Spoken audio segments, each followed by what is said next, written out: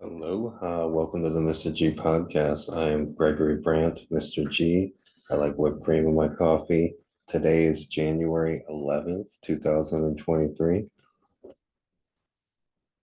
That's a beautiful cup of coffee. It's gingerbread coffee. Shout out Melissa in Delaware for the gingerbread coffee in the lovely Hard Rock Cafe, Honolulu Hard Rock Cafe. And on this cold winter day in Hawaii, it is morning time. It's 8:37 a.m. and it's one of the coolest days in Hawaii, I gotta say, in the last couple years. I think it got down to 61, 62 degrees in town in Honolulu, which is nothing compared to the blizzard hitting the Midwest today and tomorrow. The high in Denver on Saturday, tomorrow, is 11 degrees. On Monday, the high in Denver is 6 degrees. And it's even colder in Michigan and Wisconsin, where they're expecting over a foot of snow. So I cannot complain. One of the reasons why I moved to Hawaii, one of the reasons why I've been here, this is my 11th year in Hawaii, is because of the weather. This time of year, there's very few places you can go in the United States where it's not cold. You have Hawaii and South Florida. That's about it. It was warm in Texas as it is before cold fronts. I grew up in Texas and it was warm in Texas. I noticed for the past few days, maybe a high of 70, 75 degrees, sunny skies. But then it changes so quickly and it's going to be very cold. It is warm in Texas, especially in the summer. In summers, it's straight hot. You have, sometimes 3 months of 100 degrees plus weather of scorching sun in Texas during the summer. But as far as South Texas, where I'm from, San Antonio and Austin, it freezes about 30 to 40 nights a year. And those are too many for me. I don't like cold weather at all. And so that's one reason why I've been in Hawaii so long. And I don't plan on leaving the latitudes near the equator personally. So I feel for all the people out there. But at least you're in the United States and you're in a safe country. There's wars going on throughout the world right now. Some big news today, Biden decided to bomb Yemen without Congress's approval.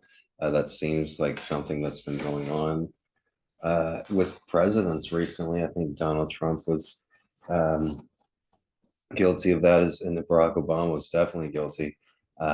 These secret wars the United States have been involved in for decades. Our secret wars used to be secret. What happened, guys? Now everybody knows. But look what they're doing to Julian Assange, the United States government, yeah, the British government, and the only government protecting him is the Russian government. Can you believe that? Just because he's unveiling corrupt activities of government officials, and the government owns the media. And in other countries like North Korea and Russia, they don't, and China, they don't hide the fact that it's a government-owned media. But in the United States, it's a little more subtle, I guess. So yeah, Biden is bombing Yemen. There's another war that the United States is involved in, as well as the proxy war going on in Israel and Gaza, and the proxy war going on in the Ukraine. American tax money is going to fund wars that Americans do not support. With that being said, we have the United States election coming up, 2024. It's going to be an interesting year.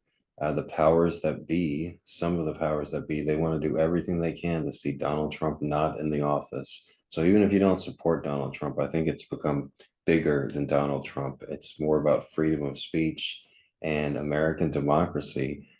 You should not have the right to imprison your political opponents, regardless. You should not have the right to silence freedom for silence any type of speech, whether you disagree with that speech or not. And those are the two main issues at stake here in this election. So I don't know what's going to happen. Nobody knows what's going to happen. There's probably going to be assassination attempts on Donald Trump. The election is in November, so it's less than a year away. And the first caucus is in Iowa 1 week from today, if I'm not mistaken.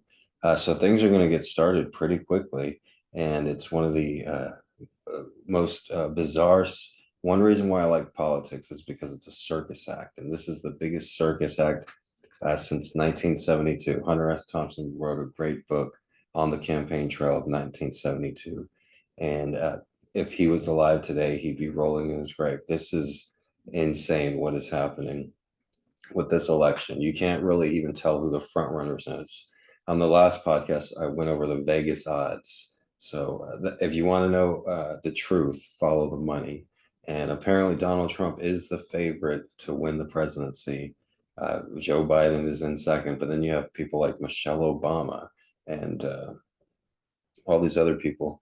The news today is, or the buzz around YouTube and social media is who is going to be Donald Trump's running mate. But the vice president, that doesn't come till way further down the line.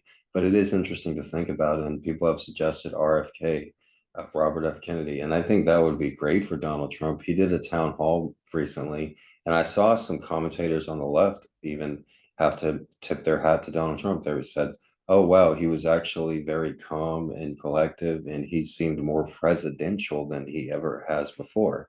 And these were people on the left that do not support Donald Trump. And I did not see the town hall, but I just watched the reviews. I can't be asked. But apparently he has taken it down a notch. And I think having a Democratic vice president would be a great appeal to the other side. And I actually support Vivek, and Vivek is fifth right now in the Vegas odds. I believe he's like 20 to 1 odds to win the presidency, and he's the youngest candidate. And so a lot of times you have a president, an older president that picks a younger candidate, which makes sense in case something happens to the president. And Vivek and Donald Trump have a lot of the same ideas, and they're very bold and outspoken. But if he wants to, guarantee victory, it's probably better to go with Robert F. Kennedy. Vivek doesn't seem like he's going to not get out of politics. I think he will be president one day, just not in 2024. And as Patrick Bet David said the other day, this is going to be the last election where the mainstream media, the legacy media, has any say so. The 2024 election, that's it. They're going to have a little bit of push here, a little bit of play, a little bit of cards to play the mainstream media, but not many. And in 2028, it's going to be all podcasts. It's going to be all independent journalists. And even now, the people that are getting cable is less and less. In 2020, it was 30% of households had cable. In 2021, 29% of households had cable. 2022, 27% of households have cable, and that keeps on going down.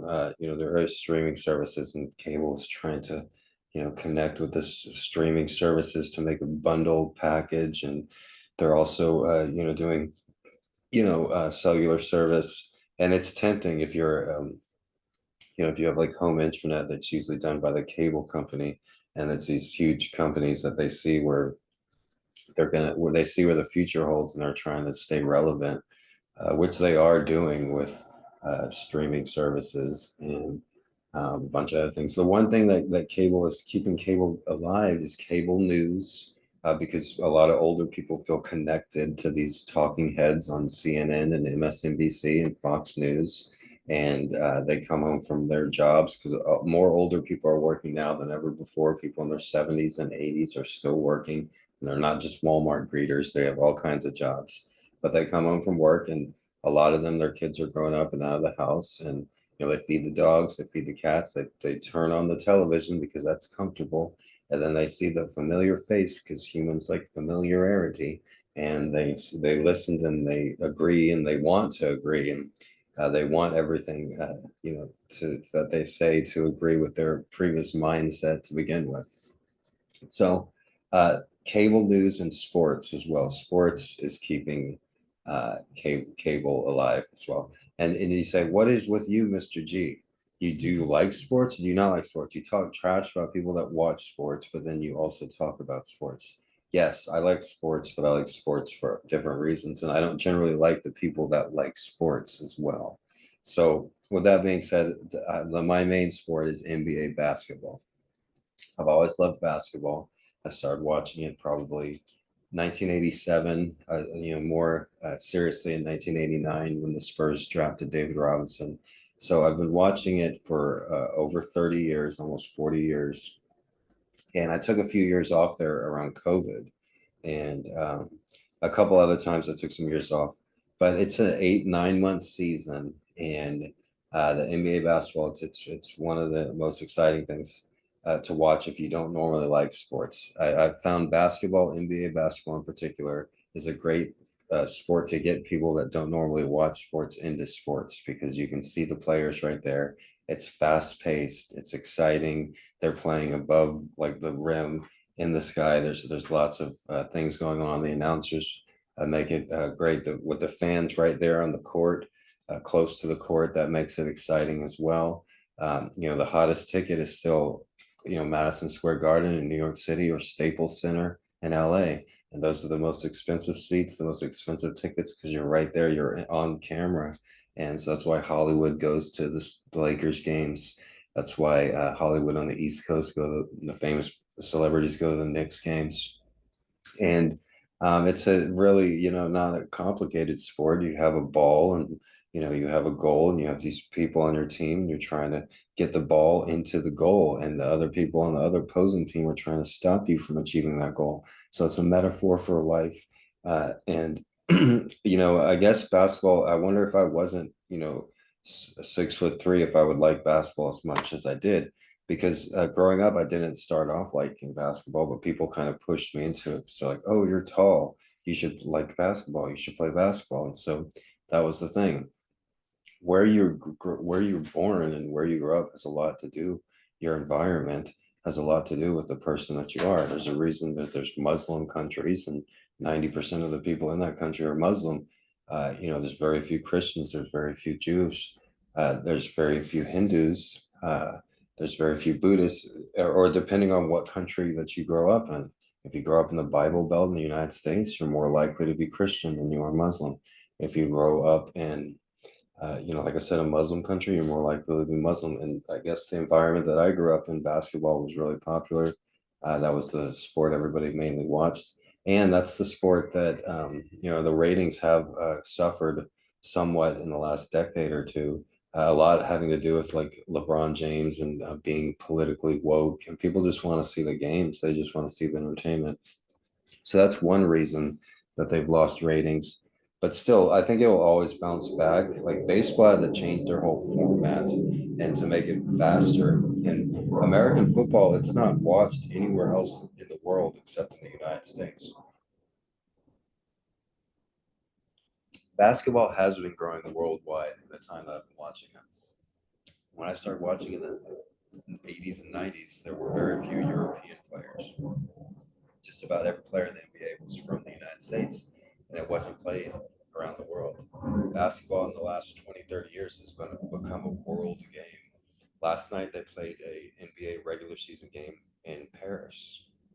The Cleveland Cavaliers beat the Brooklyn Nets. Tony Parker, shout out to San Antonio Spurs, was courtside, and it was kind of a big deal, and it was a good game. Uh, Donovan Mitchell for the Cavs had his season high in points, and they talked to the commissioner.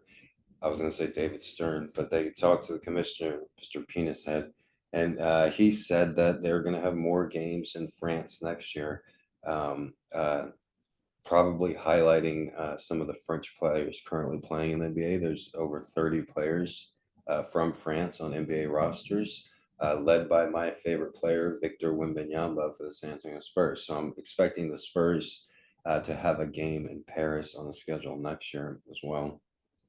Last night in the NBA, there was a lot of blowouts. You get the second game of back to back. They're trying to eliminate back to back games, and the NBA commissioner said it's because players need the rest and it's to prevent injury. But it's also because in Las Vegas or bettors worldwide, one of the best easiest bets in sport betting is in the NBA. When a team has the second game of a back to back, you bet against that team if the other team isn't playing the second game of a back to back, so that team has more rests, The NBA, it's an 82 game season. It's a long season. They have to be in the top shape. Other than soccer, there's probably no other sport where you're running so much. So if they don't have their legs under them, it makes a huge difference, especially if the team's on the road of a second game of a back-to-back. If they're going somewhere like Denver, think about that. You're playing at a different altitude and you played the night before, and the team that's hosting you did not play. And you saw that last night when the Celtics got blown out at Milwaukee. The Celtics played a very close overtime game last night against the Minnesota Timberwolves. So they were tired, and then when they got to Milwaukee, it was over before the first half. They got blown out. Speaking of blowouts, the best team in the West right now, the Oklahoma City Thunder, I think they're tied for first place with Minnesota. They beat the Blazers by 62 points last night. This year in the NBA is interesting for many reasons. It's the highest scoring season of any season in the NBA, and a lot of that has to do with the 3-point shot. It's the most important shot and the most important skill in basketball today, being able to hit a 3-point shot. Uh, you know, uh, and that's one reason why they're scoring so much. But you have huge blowouts and you have teams scoring 150 points. It's not uncommon. You got to mention Tyrese Halliburton and the Indiana Pacers leading a historical offense where they've scored 150 points multiple times this season. And they're a fun team to watch. He's suffering an injury. I looked into it. It's only be out a couple weeks. But yeah, it's one of the best NBA seasons. You have two of the best rookies that have come in the NBA. They're both over 7 feet tall. They both can handle the rock. They both can take their man off the dribble. They both can shoot a fadeaway 3-pointer. And it's really exciting. A few years ago during COVID in 2020, it felt like the curtain was taken behind the NBA, where they had the slogans on the woke slogans on the back of their jerseys, and instead of fans in the seats, they had strange ass television Mad Max heads, like cheering. And I stopped watching basketball for a few years, but this is the first season that I've really gotten into it. And the best thing about NBA basketball is the underlying storylines, not necessarily the game. There's so many interesting storylines this year, with Victor Wembanyama and the San Antonio Spurs being one of the worst teams in the league, but still very exciting to watch. And the Lakers drama, LeBron James, 39 years old, playing incredible, playing like no other 39-year-old has ever played in the history of basketball. There's been other 39-year-olds that have played: Kareem Abdul-Jabbar, Tim Duncan, Manu Ginobili. Many players have played in the 39-40, but they only averaged like 4 or 5 points. LeBron James was averaging like 25 points and 8 assists. This is pretty odd. I wonder if there's any federal investigations going on with PEDs that have LeBron James or LeBron James's wife's name written in it. I don't know. Maybe there is. Maybe the media just isn't talking about it. Maybe there's some other reason LeBron James is playing this well at this age. I don't know. There is another story if you look into it. LeBron James and his wife were both mentioned multiple times on a federal investigation, but with a federal not steroid, but a PED investigation. I don't want to get my words incorrect. And his name was mentioned multiple times, as well as his wife's name. And something is up there. It's not like LeBron James is that much better than everybody else. It's not like every other human is right here. LeBron James is right up here. If you look at LeBron James throughout his career, he's required special treatment for the last 20 years, unlike any other NBA player before. And so it does not skirt my mind to think that he's using some sort of special treatment. Oh, he's just that, if anybody talks to LeBron James that's been around him, they say he eat cookies and candy and pizza and chicken, and he does not, but then you see a commercial and he's like eating. LeBron James is so good because he eats salad. And if you read this book, The Whore of Akron, it says it's written by a former Cleveland sports journalist that was chased out of the town, basically. But it's a very interesting book that describes somebody that had first access knowledge to LeBron James, and I believe it's probably banned in most bookstores because everything is owned by a few corporations and that, and LeBron James works for the powers that be. So with that being said, I hope you enjoyed today's podcast, the Mr. G Hawaii podcast. It's available wherever you listen to podcasts: Apple Podcasts, Amazon Podcasts, Audacity Podcasts, Spotify Podcasts, and full episodes of the Mr. G Hawaii Gregory Brandt podcasts are uploaded in their entirety on Twitter at twitter.com/Gregory Brandt and on YouTube at youtube.com/Gregory Brandt. Thank you for listening and have a nice day. Have a wonderful day. Aloha Friday here in Honolulu. Shoots.